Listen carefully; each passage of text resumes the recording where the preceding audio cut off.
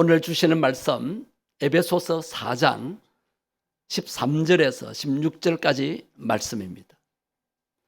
우리가 다 하나님의 아들을 믿는 것과 아는 일에 하나가 되어 온전한 사람을 이루어 그리스도의 장성한 분량이 충만한 데까지 이르리니 이는 우리가 이제부터 어린 아이가 되지 아니하여 사람의 속임수와 간사한 유혹에 빠져 온갖 교훈의 풍조에 밀려 요동하지 않게 하려 함이라.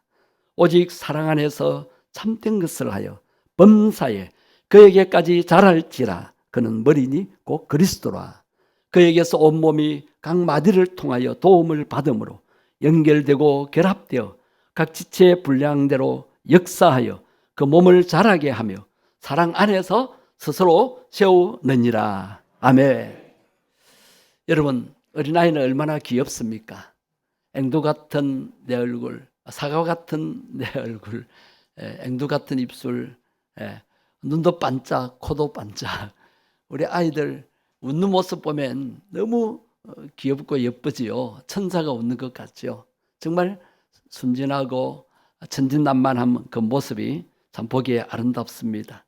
그래서 사람들은 아이들을 사랑하는 것 같아요. 그런데 어린 아이에게는 몇 가지 특성이 있습니다.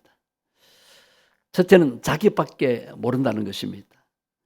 엄마 손에는 여러 가지 짐이 들려있고 지금 날씨가 더워서 엄마가 혼자 걸어가는 것도 힘드는데 같이 가는 애는 업어달라 그럽니다. 어떻게 업어줄 수가 있어요? 그런데도 안 업어주면 막 떼를 쓰고 길바닥에 주저앉아가지고 엉엉 웁니다. 자기밖에 몰라요. 시장이나 가게에 가면 애들은 자기 눈에 보는 대로 자기 갖고 싶은 대로 이것 사줘 저것 사줘 합니다. 엄마는 지금 살 것도 못 살아서 못 사고 있는데 애는 철없이 보는 대로 자기 원하는 대로 다 갖고 싶어 한다는 거예요. 철딱서니가 없죠.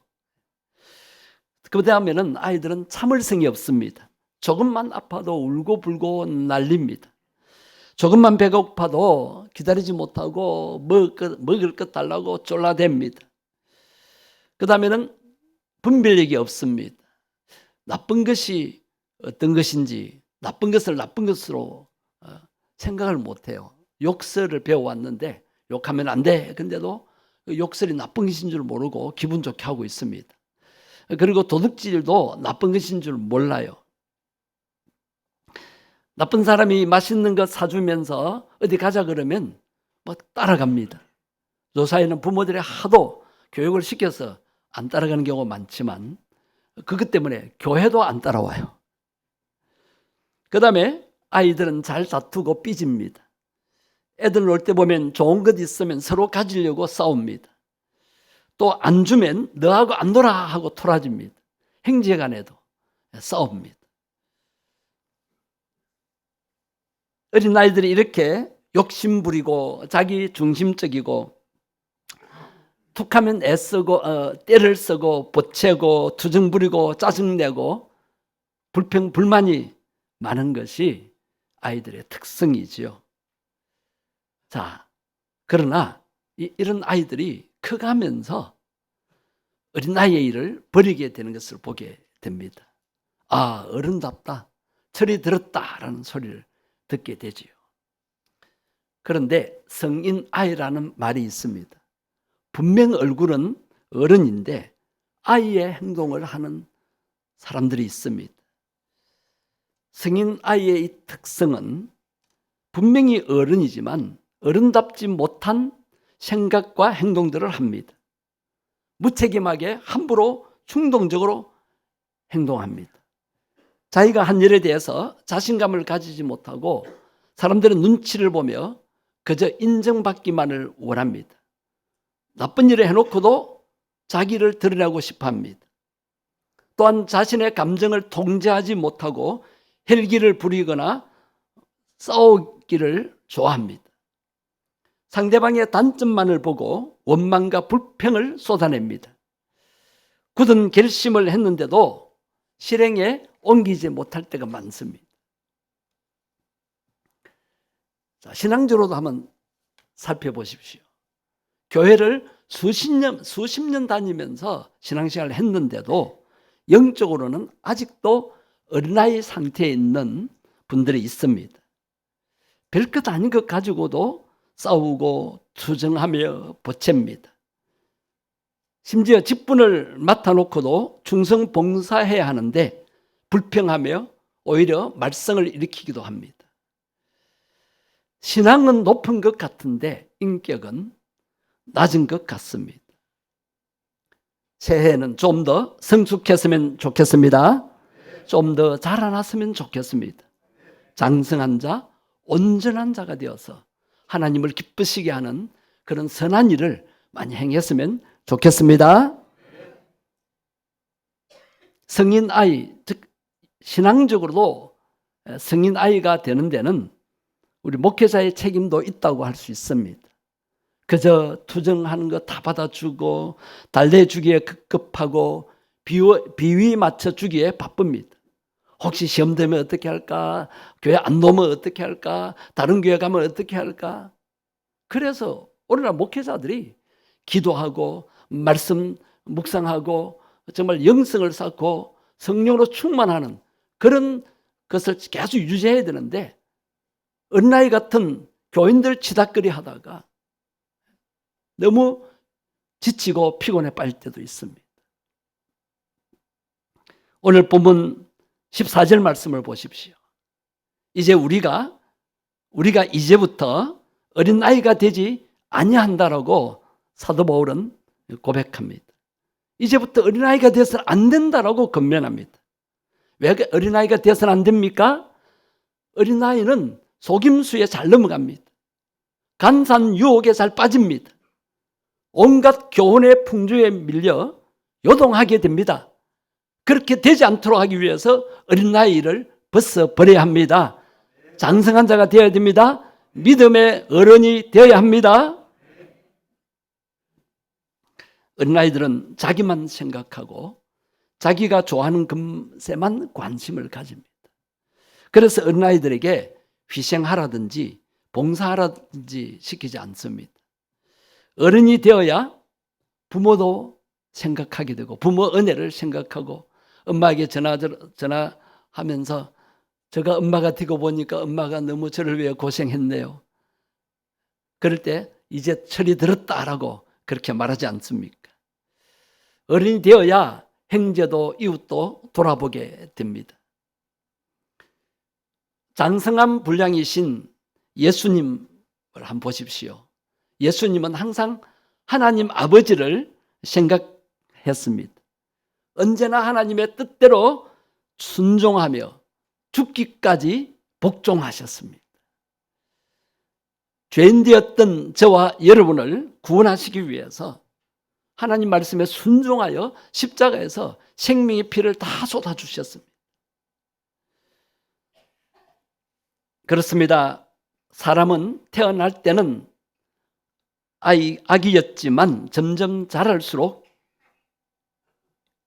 옛것을 벗어버리고 새것을 입게 되는 것을 보게 됩니다. 아이들이 얼마나 잘 자라는지요. 그럴 때 이제 헌옷을 벗어버리고 새 옷을 사주지 않습니까? 몸도 커지고 생각도 자라게 됩니다. 자라는 사람은 버리는 것이 자꾸 생기는 법입니다. 바울도 어렸을 때는 말하는 것과 깨닫는 것이 어린아이와 같았고 생각하는 것도 어린아이와 같았다라고 했습니다. 고린도전서 13장 11절의 말씀입니다. 그러나 장성한 사람이 되어서는 어린아이의 일을 버렸다라고 고백합니다. 여러분, 우리도 지난날에는 어린아이와 같이 생각하고 깨닫고 말하고 그렇게 했지만 이제는 장성한 사람이 되어서 어린아이의 일을 버렸으면 좋겠습니다. 어떻게 하면 우리는 장성한 신앙인으로서 하나님께 영광 돌릴 수 있겠습니까? 예수님을 본받으면 됩니다. 예수님의 장성한 분량까지 자라가면 됩니다. 자, 우리가 어느 정도까지 성숙해야 합니까? 예수님의 그 모습까지. 즉, 우리가 예수님은 될 수가 없어요. 그러나 예수님을 우리 마음속에 모셔드렸잖아요. 그렇죠? 자, 사람들이 예수님은 눈으로 볼 수 없습니다. 하나님도 영이시기 때문에 하나님을 눈으로 볼 수 없습니다. 그런데 그 예수님이 어디서 살아 역사하십니까? 믿는 자의 마음속에 성령님으로 내주해 계셔서 역사하시는 것입니다.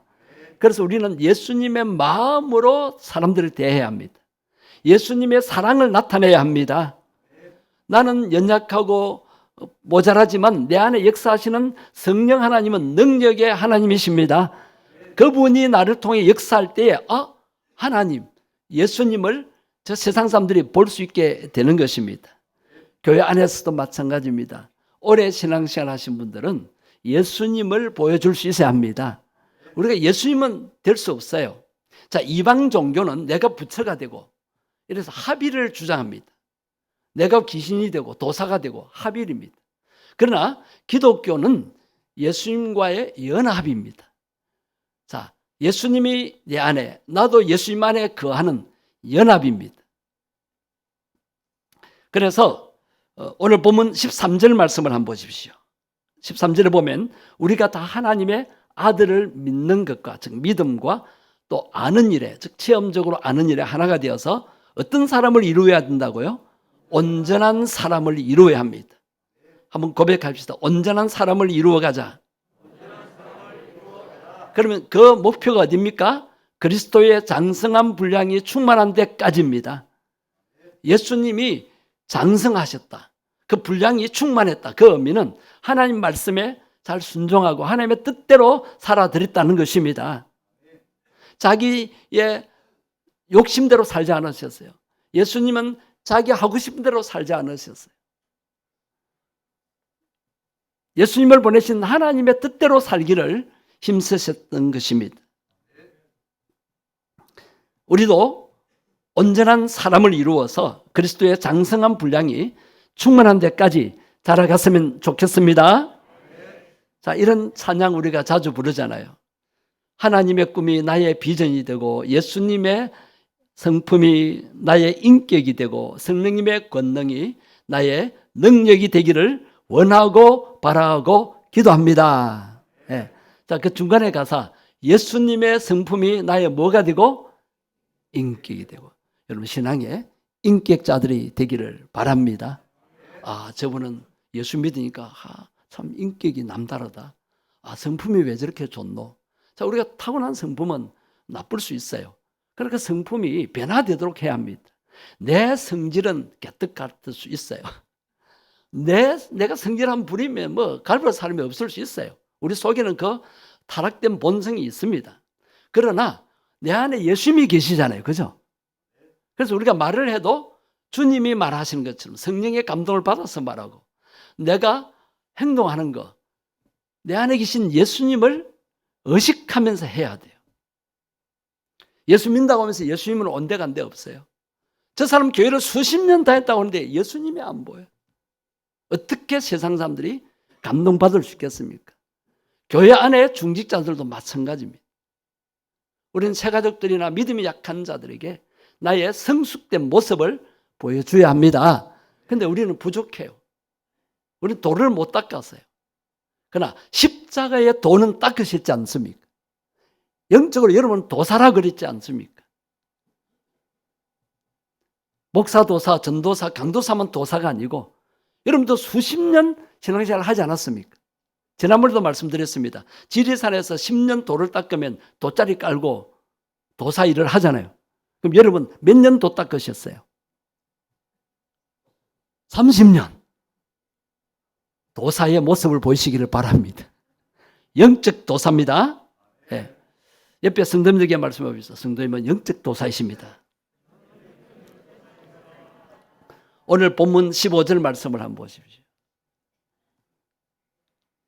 오직 사랑 안에서 참된 것을 하여 범사에 그에게까지 자랄지라. 그는 머리니 곧 그리스도라. 자, 우리는 머리 대신 누구에게까지 자라야 됩니까? 그리스도에게까지. 범사에 예수님을 본받아서 예수님 그 수준까지, 우리 예수님은 될 수 없어요. 예수님의 가르침대로 자라고 성숙한 모습을 나타내 보여야 합니다. 그 다음에 우리가 성숙한 성도, 장성한 그리스도인이 되기 위해서는 말씀의 가르침을 받아야 합니다. 말씀의 교훈을 받아야 돼요. 자, 여러분, 우리가 말씀의 은혜 받는다 그러잖아요. 오늘날 현대인들이 이 은혜를 굉장히 잘못 생각하고 있어요. 자, 보세요. 교회 와서 설교 말씀을 듣는데, 물론 은혜의 말씀입니다.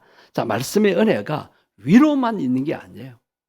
치유만 있는 게 아니에요. 축복만 있는 것이 아니라 교훈과 책망과 바른 길로 인도받는 것도 있어요.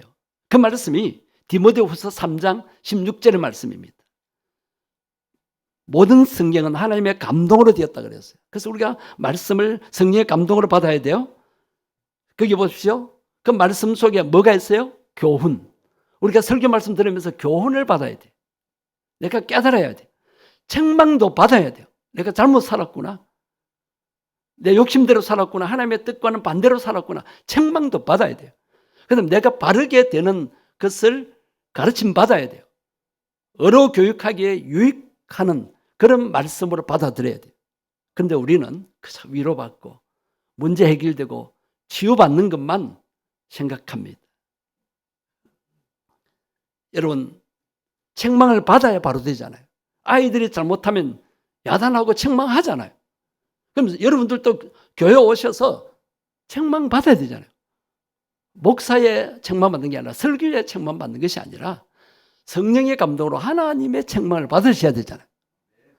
그러지 않으니까 어린아이의 일을 벗어버리지를 못하는 거예요. 항상 수십 년 신앙생활에도 아직 영적으로는 어린아이 상태에 있습니다.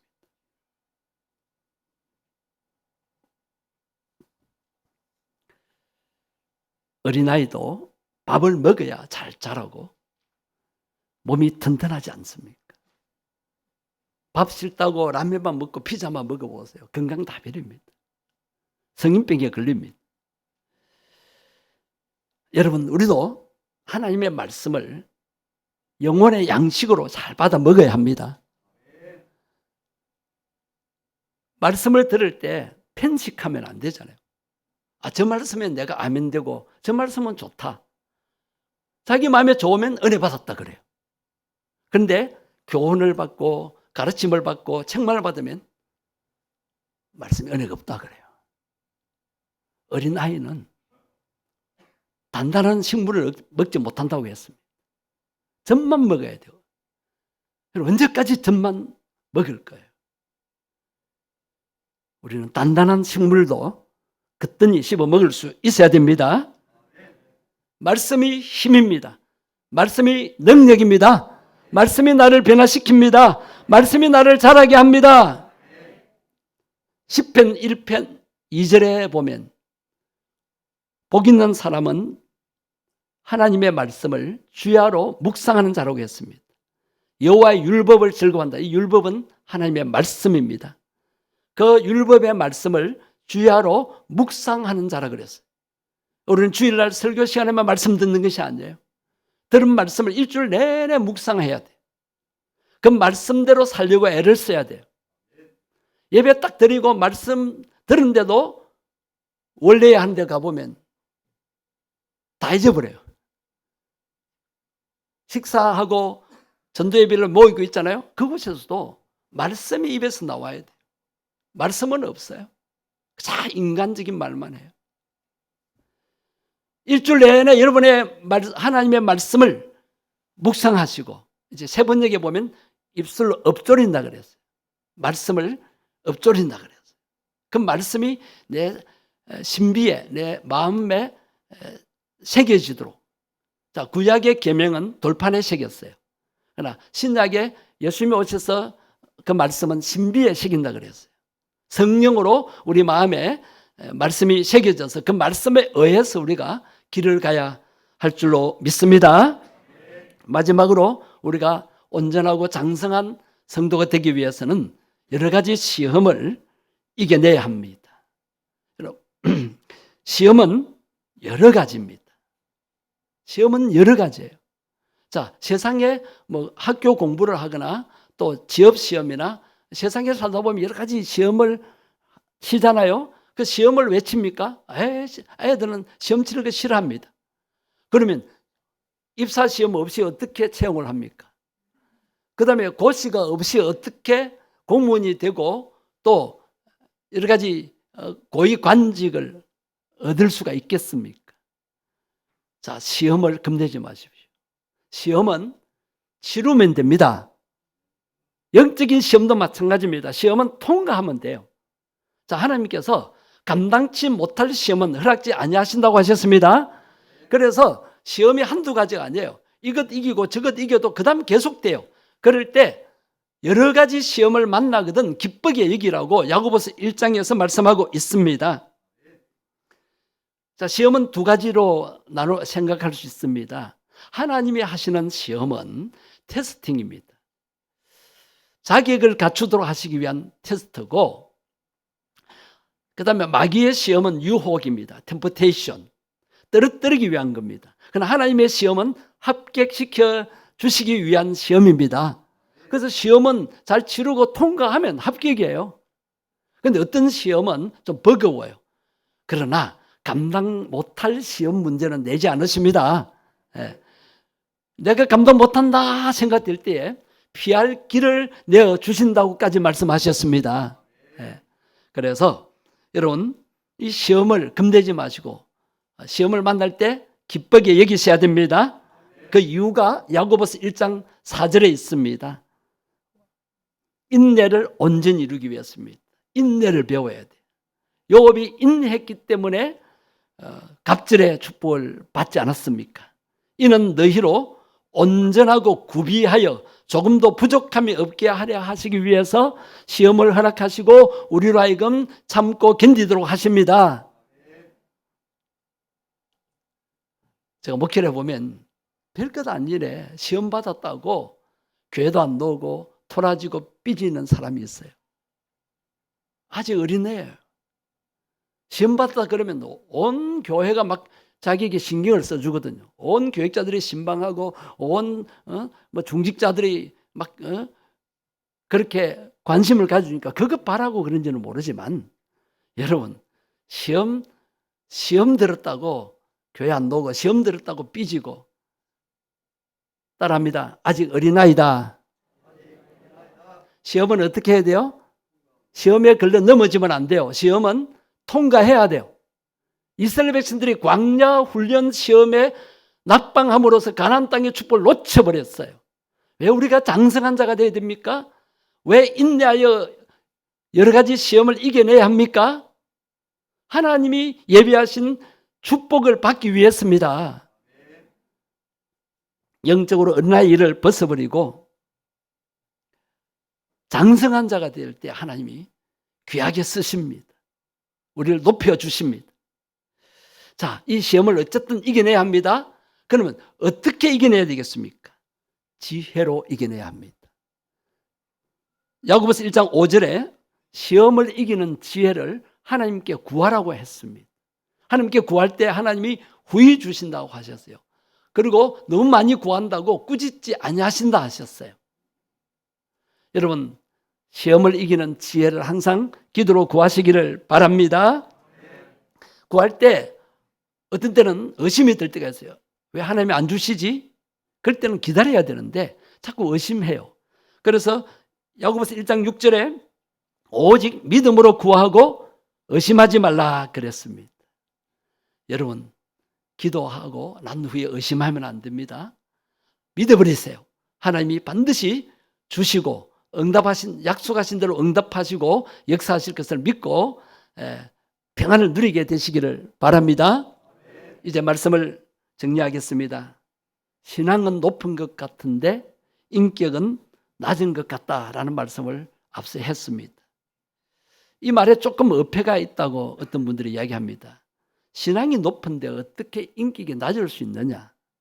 그렇죠. 그러나 겉으로는 신앙이 높아 보이는데 인격은 형편없이 낮다는 것을 의미하는 것입니다. 신앙생활을 오랫동안 해도요, 영적으로 미성숙한 사람들이 많은 것입니다. 자, 이 모습을 보고 하나님께서 뭐라고 말씀하실까요? 예를 들어 보겠습니다.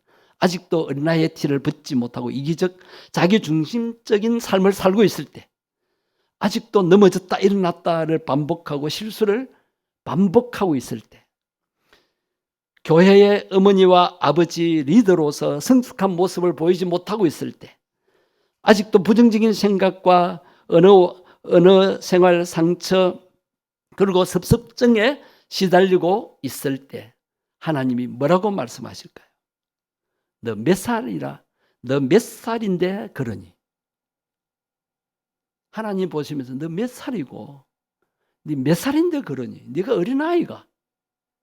아마 하나님께서 그렇게 물으시지 않으실까요?